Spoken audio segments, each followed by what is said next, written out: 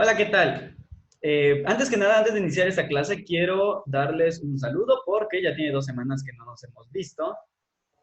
Y pues espero que hayan disfrutado sus vacaciones, se la hayan pasado tranquilos. De hecho, si se dieron cuenta, yo no les subí tarea de plataforma como tal, independientemente de las actividades que hacemos durante clases. No les he subido tarea porque pues de alguna manera también quería que descansaran. Entonces, ahora sí vamos a comenzar con la última parte del bloque 2. Todavía seguimos en el bloque 2. Ese se va a terminar hasta mayo, que es cuando van a presentar sus exámenes. Lógicamente los exámenes los vamos a presentar por medio de la plataforma, entonces no se preocupen por eso. Y pues básicamente pues va a ser de razonamiento como todos los exámenes que han tenido. Bien, comencemos con el tema del día de hoy. Hoy vamos a ver la transición al Renacimiento. Para esto hay que aclarar algunas cosas.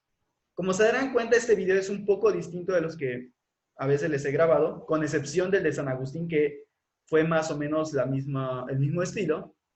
Y va a ser básicamente un video de eh, podcast. ¿Qué significa esto? Pues van a tener ciertas imágenes simplemente como guía.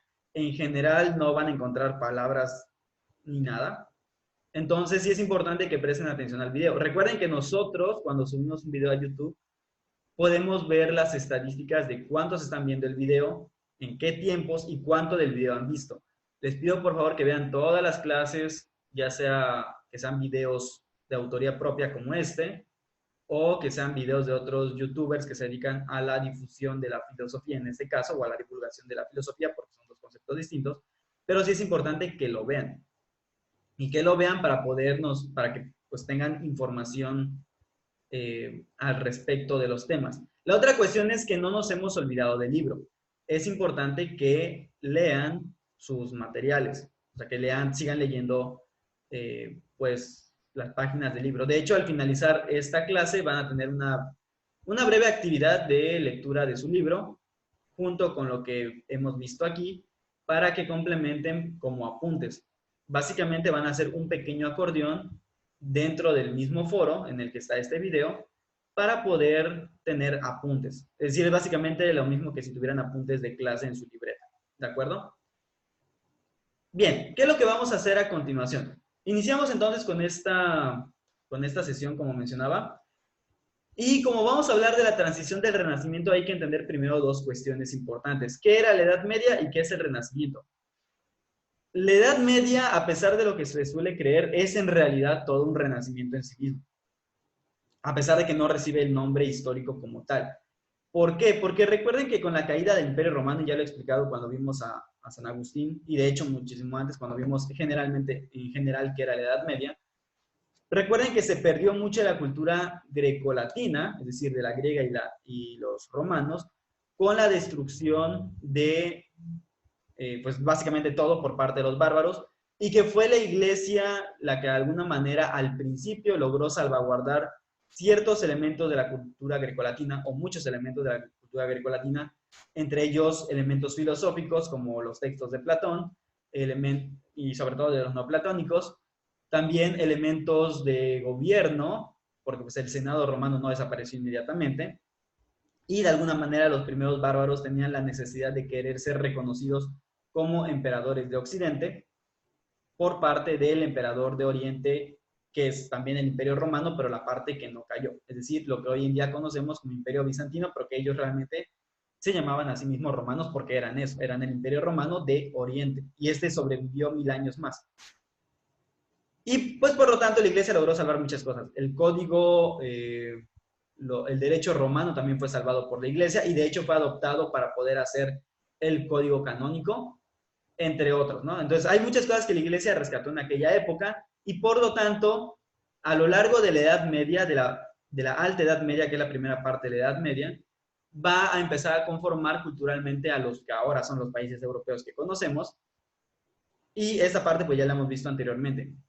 ¿Qué es lo que va a pasar durante la Edad Media? Nosotros ya vimos anteriormente el tema de Santo Tomás. Ahorita voy a mencionar un poco nuevamente lo de Santo Tomás para que lo tengan a grandes rasgos, nuevamente.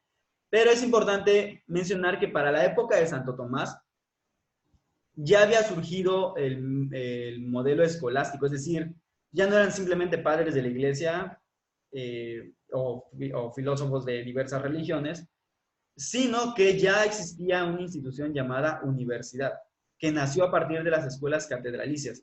En estas universidades medievales ya existían grados académicos como los que hasta el día de hoy se siguen teniendo. De hecho, en inglés, el famoso PhD básicamente es una reminiscencia de los títulos medievales, que lógicamente en Inglaterra le llamaban PhD al doctor en filosofía, que eso es lo que significa el PhD, Philosophy Doctor.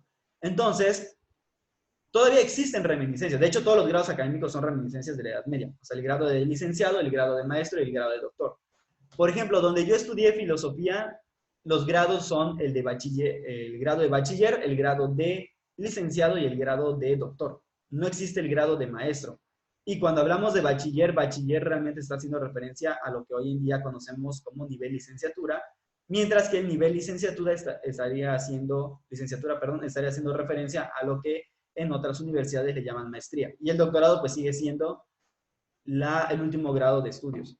¿Por qué les menciono esto? Porque en esta época, recuerden que ya entrando a la Baja Edad Media, que estamos hablando de más o menos del 1300, 1400, después de las cruzadas y de todo este tipo de guerras religiosas, entre comillas religiosas porque realmente eran más políticas, lo que va a suceder es que debido al gran comercio, al gran intercambio cultural que hay entre los emiratos y califatos musulmanes, además de las guerras que hubo también en Medio Oriente por la cuestión de las cruzadas, y que en España teníamos reinos cristianos y reinos musulmanes o emiratos musulmanes, inclusive me parece que un califato se formó ahí, que era el de Córdoba, interactuando junto con los reinos cristianos, en ocasiones para paz, en ocasiones para guerra, pero en general había un intercambio cultural. Nosotros imaginamos la Edad Media como una etapa muy oscura y triste y patética, porque así nos lo han contado los ilustrados. Pero esa es una mentira histórica. La Edad Media fue una etapa de mucho desarrollo. Durante 1000 años se fueron dando diversos desarrollos.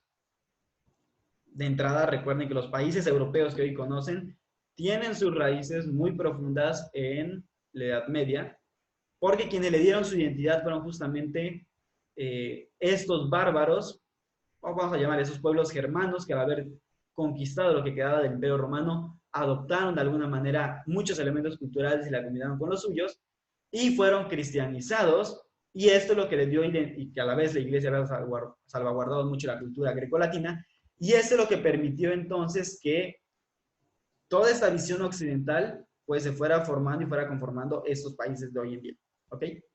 Entonces, y pues ya mencionamos las universidades, hubo avances tecnológicos también, tanto en la guerra como en cuestiones civiles, y otras que se recuperaron y se mejoraron durante la Edad Media, y básicamente Santo Tomás de Aquino hizo eso respecto a Aristóteles.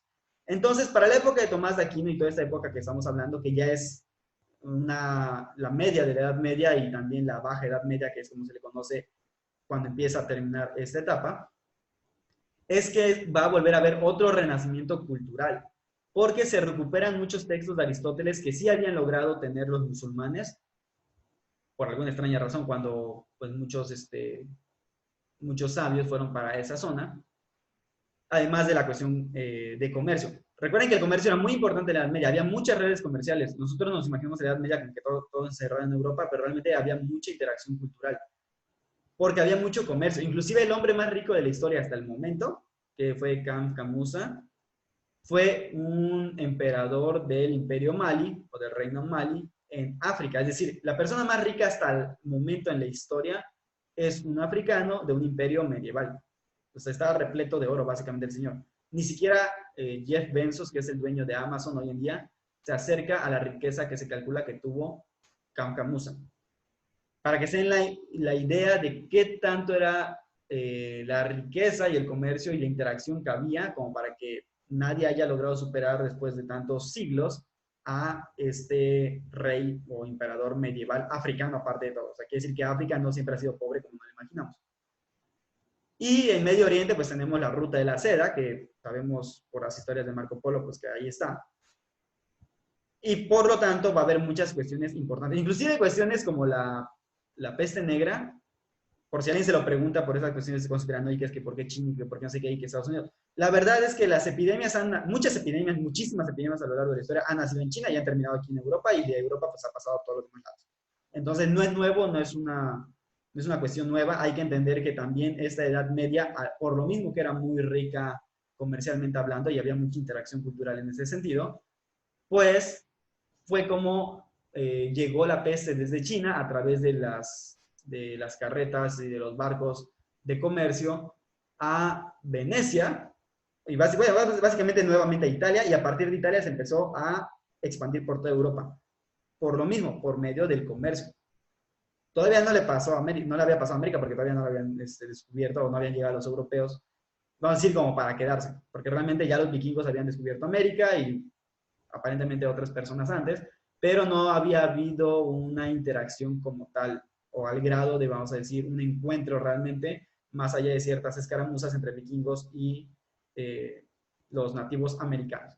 Entonces, esto es para que vean que la Edad Media no era lo que nos han contado, o sea, realmente era muy rica en muchos sentidos, y que en esta época comienza un renacimiento justamente porque se descubren nuevamente muchos textos que se habían perdido a principios de la Edad Media y que se empiezan a recuperar. De hecho, el problema con Santo Tomás de Aquino fue justamente ese, y es lo que vamos a hablar a continuación. Recuerden que Tomás de Aquino, ya habíamos hablado de él, ya habíamos mencionado su filosofía. Tomás de Aquino, de hecho, es parte de este primer renacimiento, por así decir, que todavía no recibe el nombre de renacimiento propiamente, porque todavía el énfasis sigue estando en la religión. Pero Tomás de Aquino y su maestro Alberto Magno ya eran parte de, vamos a decir, este principio de revolución cultural.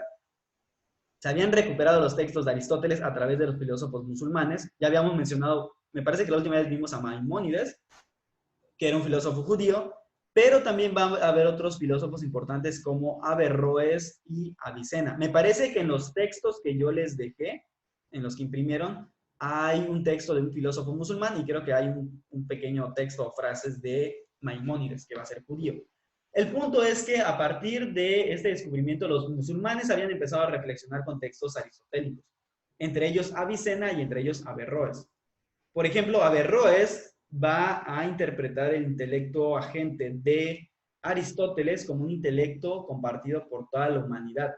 Esta idea de un intelecto compartido por todos, o sea, por todo ser humano, al que tiene acceso todo ser humano, va a ser luego retomado por, entre comillas, psicólogos, más bien psicoanalistas, y para ser más específico, un psicoanalista, y se podría llamar medio pensador filósofo, llamado Carl Jung, que va a hablar, pero en lugar de decir él un intelecto agente, va a tomar el concepto de inconsciente de Freud y va a aplicarle las características que Averroes le da al intelecto agente. Y va a decir que básicamente la humanidad tiene un inconsciente colectivo en el cual hay ciertos prototipos, que él va a llamar arqueotipos, más bien lo correcto es decir arqueotipos, y que esos arqueotipos, como el arqueotipo del héroe, el arqueotipo de la dama, el arqueotipo de la sombra, de la madre, del padre, del sabio, son arqueotipos que se encuentran en todas las culturas, según él, y que tienen que ver con este bagaje o este inconsciente colectivo que todos compartimos.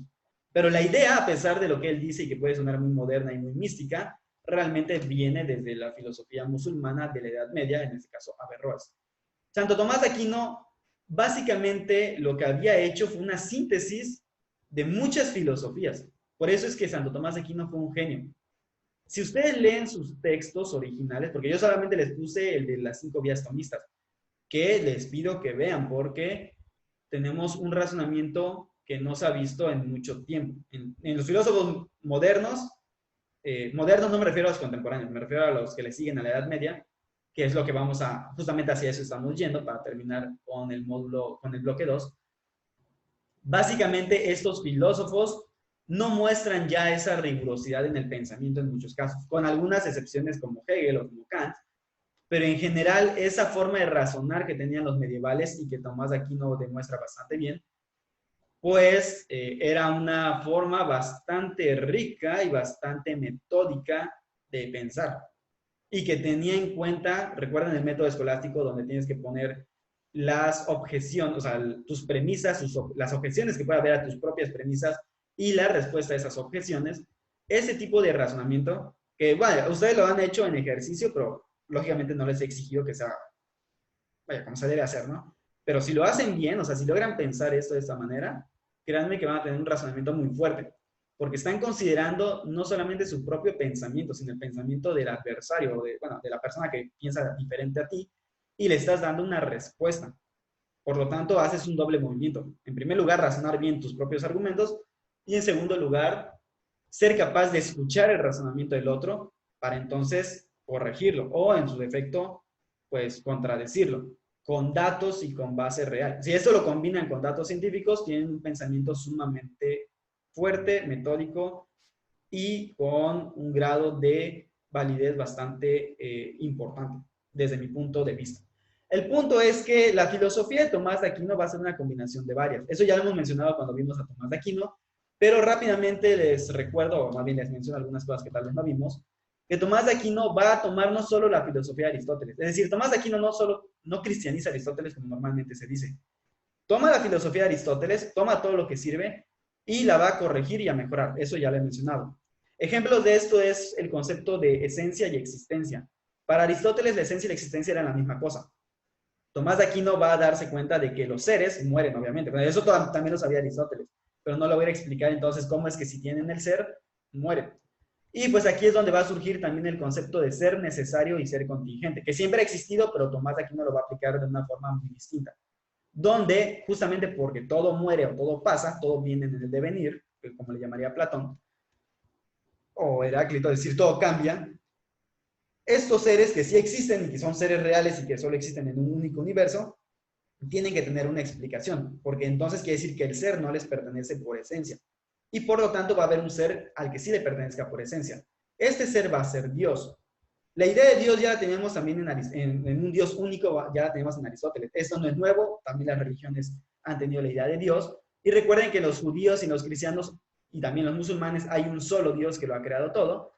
Y es aquí donde Tomás de Aquino, a través del uso de la razón, va a llegar a la idea de un solo Dios que, combinándolo con el dogma cristiano de la creación, va a ser el ser necesario, que se va a identificar con el acto puro sin potencia que va a decir Aristóteles y con el primer principio del movimiento que va a decir Aristóteles, pero la diferencia es que este Dios no solamente es principio del movimiento, es la causa misma de la existencia de las cosas. Y por eso el mundo existe y las cosas existen y se dan porque, pues de alguna manera, hay un Dios que sostiene su existencia.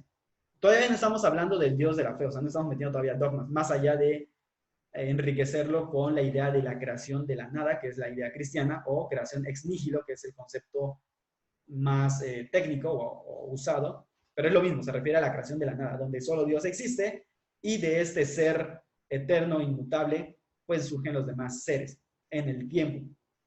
Aquí hay una teoría también importante porque, y que tal vez es un preámbulo, digo, esta es una unión que yo estoy haciendo, pero que podría considerarse como un preámbulo a la teoría de la relatividad, donde Tomás de Aquino dice que el mundo no nació en el tiempo, o sea, que el tiempo nace junto con el mundo. Entonces, puesto que el tiempo de alguna forma puede decirse que es eterno en cuanto que, o infinito, en cuanto que tiene una duración infinita, pues básicamente nos dice que el mundo y el tiempo han nacido juntos, por lo tanto, hay una cierta aproximación a que el espacio y el tiempo van de la mano y que cuando surge el espacio también a la vez surge el tiempo. ¿Por qué? Porque resulta que el espacio está compuesto de seres y los seres son seres que cambian. Por lo tanto, desde el momento que hay cambio, existe el tiempo. Y esto se acerca, es como una breve aproximación al concepto de relatividad.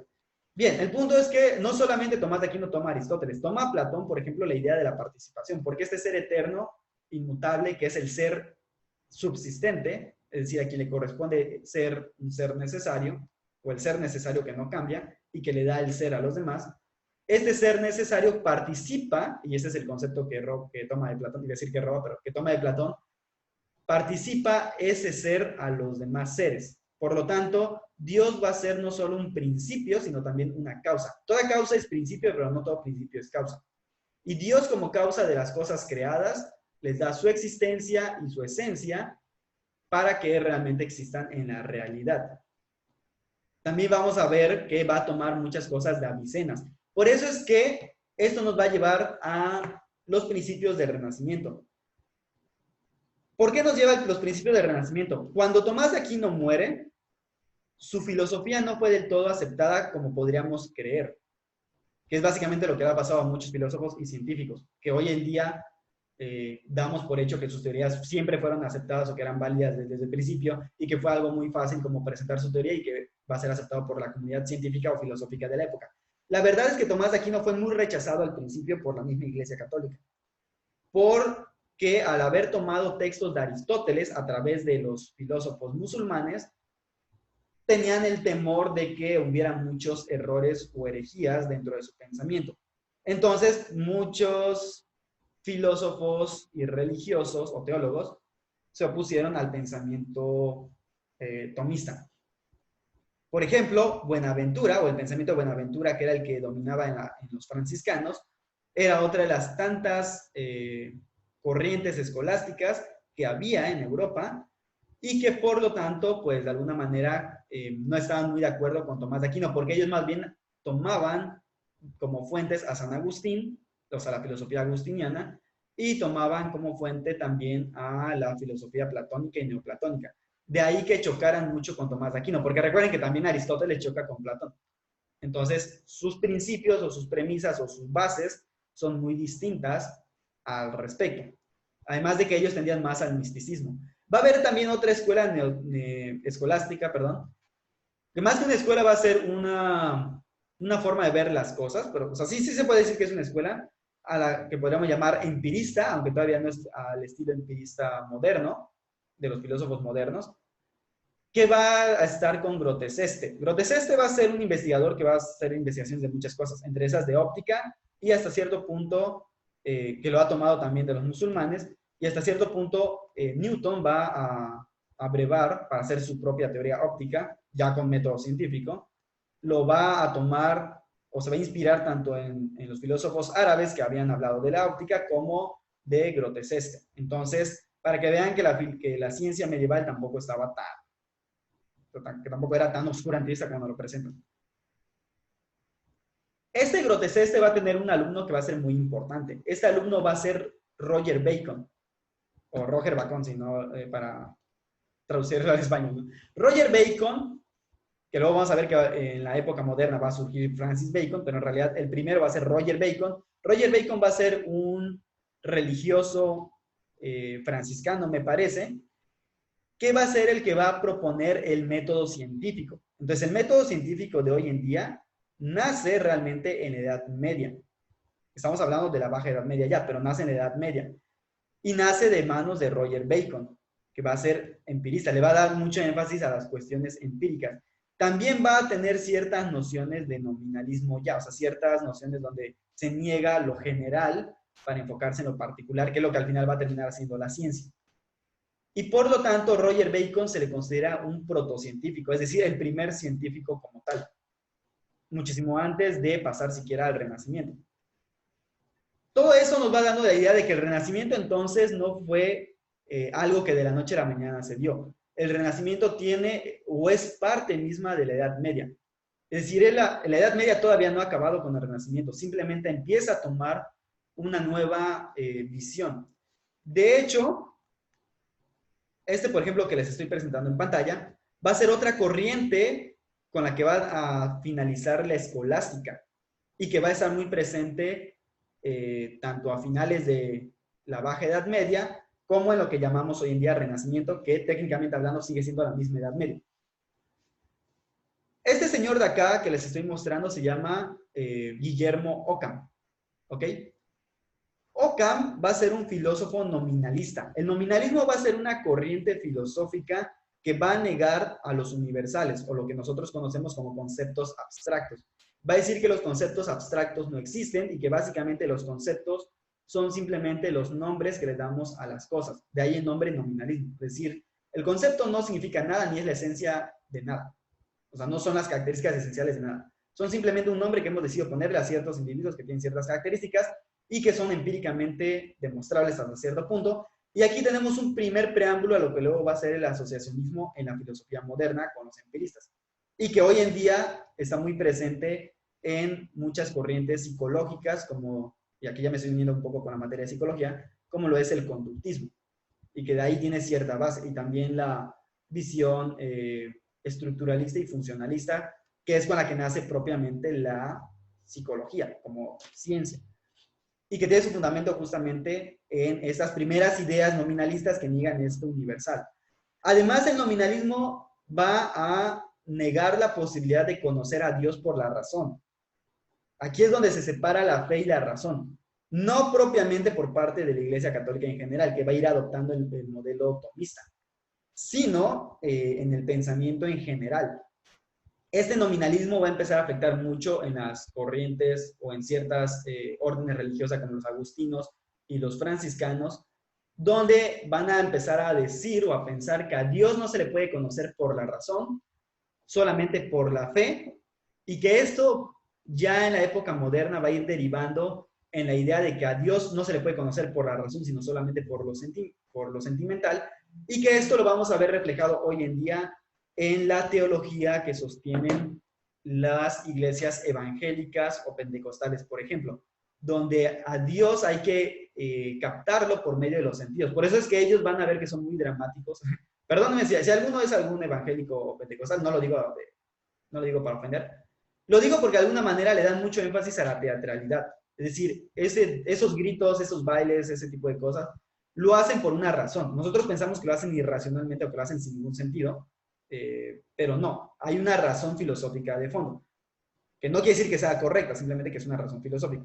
La razón filosófica es la negación de la capacidad de conocer por medio de la razón o de la inteligencia a Dios. Y por lo tanto, han optado que la única manera de conocer a Dios es a través de las sensaciones, del sentimentalismo. Y acuden, por lo tanto, a métodos sentimentalistas para captar esa presencia de Dios. Por eso también decir que sienten a Dios en su corazón o que lo sienten en su vida, ¿no? O sea, se van mucho por el sentimiento. Pero hay una razón filosófica que los ha llevado a eso. Es decir, inclusive una visión irracional de la realidad es una visión filosófica a fin de cuentas, como vamos a ver con muchos filósofos modernos. El punto es que aquí es donde comienza esta separación y estas corrientes. ¿Por qué les menciono esto? Porque va a ser importante también para el surgimiento de las iglesias protestantes. Justamente esta incapacidad de la razón de conocer a Dios y la necesidad de conocerlo únicamente a través de la fe, nos va a llevar luego a las ideas de Martín Lutero, que vamos a explicar más adelante, de solo la fe y solo la escritura. ¿Por qué? Porque si no puedes conocer a Dios de otra forma, pues no solo te queda la fe, y conocer y aceptar las cosas solo por fe, y entonces la razón se va a dedicar y va a ser únicamente capaz de conocer aquellas cosas completamente naturales, o sea, del mundo, y a Dios pues no hay otra forma de conocerlo que por medio de creerlo simplemente por creerlo. Repito, esa no va a ser la visión de la Iglesia Católica, que va a tomar el modelo tomista, donde la fe sí puede ser, si bien no aceptada, pero sí por lo menos tener ciertas bases racionales. Es decir, ¿qué es lo que vamos a ver con Tomás de Aquino y sus 5 vías tomistas? Más bien que vimos con Tomás de Aquino, y si leyeron su libro, vieron las 5 vías tomistas, donde a través del uso de argumentos completamente racionales, sin meter una sola gota de religión, quizá algún que otro versículo bíblico como fuente racional, no como dogma, o no como cuestión religiosa, llega al razonamiento de que Dios es el ser necesario, es la causa del movimiento, o el principio del movimiento, el ser más perfecto, etc. Es decir, las 5 vías tomistas que ya deben haber leído, y si no, pues lean su libro. Que me parece que también lo mencionamos anteriormente nosotros. Entonces, esto va a ser el final propiamente de la Edad Media. El Renacimiento como tal nace a partir de aquí. Porque el pensamiento escolástico, este tipo de escuelas escolásticas, se van enredando cada vez más en problemas, vamos a llamarle lógicos, hasta el punto de hacerlos estériles, porque pues al fin y al cabo ya todo se vuelve una discusión de palabras y conceptos que no tienen tal vez una aplicación real, y eso es lo que va a ir decepcionando a los filósofos modernos, hasta que nace entonces la filosofía de Descartes. Entonces, Descartes, por ejemplo, o Descartes, que es la pronunciación correcta, no conoció la verdadera escolástica, porque aparte era un alumno muy flojo, de acuerdo a sus biógrafos. Bueno, no flojo, más bien digamos que era muy... no tengo otra palabra más fácil de decir que de flojo, para que lo entiendan, ¿no? Pero, o sea, él no era mucho de estudiar, y luego donde estudió, a pesar de que trataron de enseñarle la escolástica, él de por sí ya tenía cierto rechazo a la filosofía medieval. O sea, ya tenía ciertas ideas de por sí, ciertos prejuicios, vaya. Que es lo mismo que puede pasar con ustedes. Que ya tenga, y que pasa de hecho con ustedes y con todos. También a mí me llegó a pasar en su época.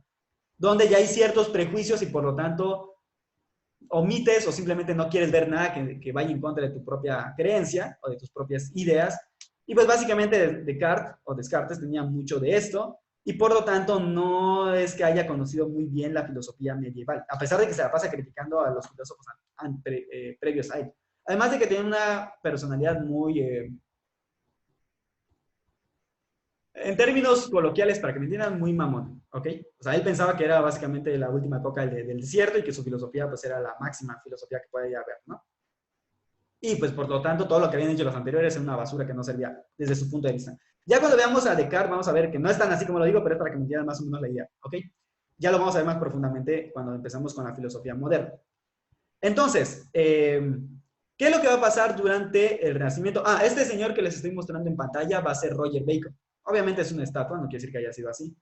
Y que va a ser el protocientífico y que va a iniciar de alguna manera esta corriente científica que se va a ir alejando también junto con este nominalismo de la unión entre fe y razón. ¿Por qué se alejan en este caso a diferencia del nominalismo? Si hay cierto nominalismo ahí, porque si ya te dijeron que no puedes conocer a Dios por la razón, pues te enfocas únicamente en las cosas materiales. ¿Y cómo conocemos las cosas materiales? Es ahí donde nace entonces el método científico, para conocer la realidad que es cognoscible por nosotros y a Dios mientras aceptarlo por la fe. Por eso es que también es importante este nominalismo para entender el surgimiento de la ciencia moderna. Bueno, durante el Renacimiento, ¿qué es lo que va a pasar?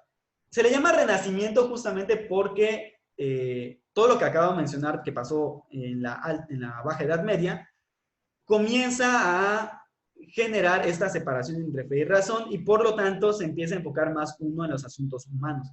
A esto le vamos a llamar antropocentrismo, es decir, el problema central ya no va a ser Dios y las cuestiones religiosas, sino que comienzan a preocuparse muchísimo por las cuestiones humanas, vamos a llamarle mundanas desde el punto de vista religioso. Por lo mismo pues de lo que sucede justamente con con los problemas sociales. Hay que entender también que en el Renacimiento y que en la Baja Edad Media comienza a darse muchos procesos socioculturales y socioeconómicos, y también políticos, que comienzan a cambiar. Por ejemplo, se descubre, o bueno, llega la idea de la pólvora a Europa. La pólvora no es tan antigua, no es vaya, ya desde 1200, desde los 1300 ya comienza a haber pólvora y comienza a dársele un uso militar. ¿Por qué es importante el uso de la pólvora desde mi punto de vista? Porque la pólvora va a permitir que de alguna manera, en primer lugar es más fácil crear cañones de pólvora que ponerte a crear armaduras para caballeros, y en segundo lugar, cualquiera podía aprender a usar un arma de fuego. Obviamente no eran las armas de fuego súper eficientes que hoy conocemos, eran armas muy rudimentarias, pero básicamente alguien que lograra darle a un caballero lo mataba en el momento. Y esa va a ser una ventaja de las armas de pólvora, que van a empezar a surgir inclusive máquinas que disparan un montón de balas al mismo momento, como si fuera un rifle antiguo, que si alguien ha jugado Age of Empires, en la versión más reciente, los portugueses tienen esta unidad única, que es un cañón de salvas, o bueno, un cañón de balas, vaya, se me olvidó el nombre que recibe, pero básicamente es como una pequeña base que tiene ruedas, que tiene muchos cañones conectados y que podía disparar al mismo tiempo. Y también surge el cañón individual. Este tipo de armas lo que hace es que vuelve completamente obsoletos a los caballeros. Recuerden que los caballeros, o que la caballería en Edad Media es básicamente el tanque de guerra de la época. Porque un caballero pues llegaba y tenía una armadura de tal grado que pues básicamente era muy difícil de destruir. Más si era una catafracta como sucedía en el Imperio Bizantino o en el Medio Oriente donde había catafractas, pues era prácticamente un tanque de guerra, vaya. O sea, era muy complicado, tal vez tenías a las picas, y luego vamos a ver que los suizos van a mejorar mucho el combate con picas, y como los suizos eran ciudadanos libres, o sea, no eran caballeros, no eran de la nobleza, no eran nada, lograban darle mucha baja a los caballeros. En pocas palabras, las nuevas armas y las nuevas tácticas de guerra que van surgiendo van dejando obsoletos a la caballería y por lo tanto a los señores feudales. Por otro lado, el comercio, que ya había mencionado, era muy rico, o sea, había mucho comercio y esto fue haciendo que ciertos comerciantes se fueran haciendo muy, muy ricos. Estos comerciantes van a ser los famosos burgueses, porque vivían en los burgos, que eran justamente, vamos a decir, entre los límites de la ciudad y de los campos, y que permitían el intercambio comercial. Los reyes a la vez van a empezar a tomar de estos señores burgueses, van a empezar a pedir préstamos de los señores burgueses para mantener un ejército nacional, bueno, un ejército, no nacional todavía, un ejército profesional estable, que le pertenecía al rey y por lo tanto ya no dependía de los señores feudales. Esto fue haciendo que poco a poco el modelo feudal, tanto como de producción como político, fuera cayendo en desuso. ¿Por qué? Porque ya el rey podía mantener su propio ejército, ya no necesita que la nobleza le esté dando ejército, por lo tanto, puede tener el poder completo, porque ese es otro mito que tenemos de la Edad Media, como si el rey lo pudiera todo, pero si han visto películas históricas basadas en la Edad Media, van a ver que los señores feudales básicamente se le oponen al rey en cualquier momento. Como pueden verlo en la penúltima película de Robin Hood, donde sale el actor que la hace del gladiador. Ahí vemos reflejado cómo durante la Edad Media el rey realmente no tiene el poder absoluto. Depende de sus señores feudales, y si los señores feudales se le ponen al tú por tú, pues guerra civil. Entonces, tiro por vía que en la Edad Media va a haber guerras civiles. Cosa que en el Renacimiento comienza a cambiar la visión, porque ya no dependen tanto de los señores feudales. Ya pueden tener un ejército de gente común y corriente, sin ser nobleza, al que pueden dotarle de armas que van a acabar con esa misma nobleza de forma más eficiente o más fácil, y que por lo tanto pues va haciendo que haya ciertos cambios tanto políticos como militares. Ya mencioné los económicos. Estos señores burgueses o estos burgueses van a ser con el tiempo importantes porque van a dar origen a diversas corrientes económicas, terminando finalmente en el capitalismo o liberalismo económico, que va a tener mucho que ver con los filósofos modernos y que voy a explicar posteriormente. ¿Quiénes van a ser algunos representantes importantes del Renacimiento? Recuerden entonces que la Edad Media va a ser más teocéntrica, más enfocada en los problemas de Dios o de Dios, no importa la religión, tanto musulmanes como judíos como los filósofos cristianos, y que va a dar paso entonces al antropocentrismo, a fijarse en los problemas del hombre. Entre sus representantes tenemos a Leonardo da Vinci, que es un filósofo, bueno, vamos a decir que es un pensador, porque Leonardo da Vinci era muchas cosas, era filósofo, era pensador, era científico, hasta, o sea, tenía un pensamiento científico, a pesar de que no era científico como tal en el sentido moderno o contemporáneo de la palabra, era un artista, era un inventor, o sea, eran muchas cosas. Entonces, él fue muy adelantado para su época y pues ahí nos deja ver o entrever ya el cambio de paradigma y de los temas en los que se centra. Inclusive en la pintura vemos cambios de la época, en la misma arquitectura. Justamente de la recuperación y de la mejora de muchas cosas del pasado que son corregidos y mejorados durante la Edad Media y que en el Renacimiento van a tener su máxima expresión. Maquiavelo va a ser otro de los santos representantes.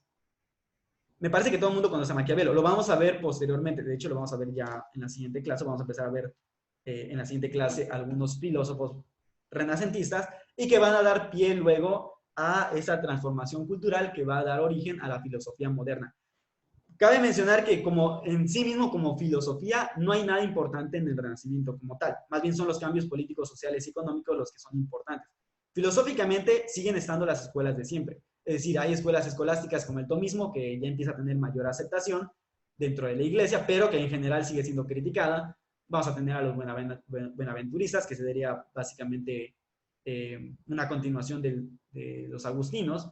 Vamos a tener a aristotélicos, o quienes van a defender a la filosofía aristotélica, y a los platónicos y neoplatónicos. Es decir, va a haber las corrientes que siempre ha habido, por lo tanto, filosóficamente no es que haya mucho cambio, pero más bien el cambio comienza a ser en cuanto al paradigma, en cuanto a centrarse en el hombre, y que podemos verlo, por ejemplo, reflejado en Dante Alighieri y otros escritores.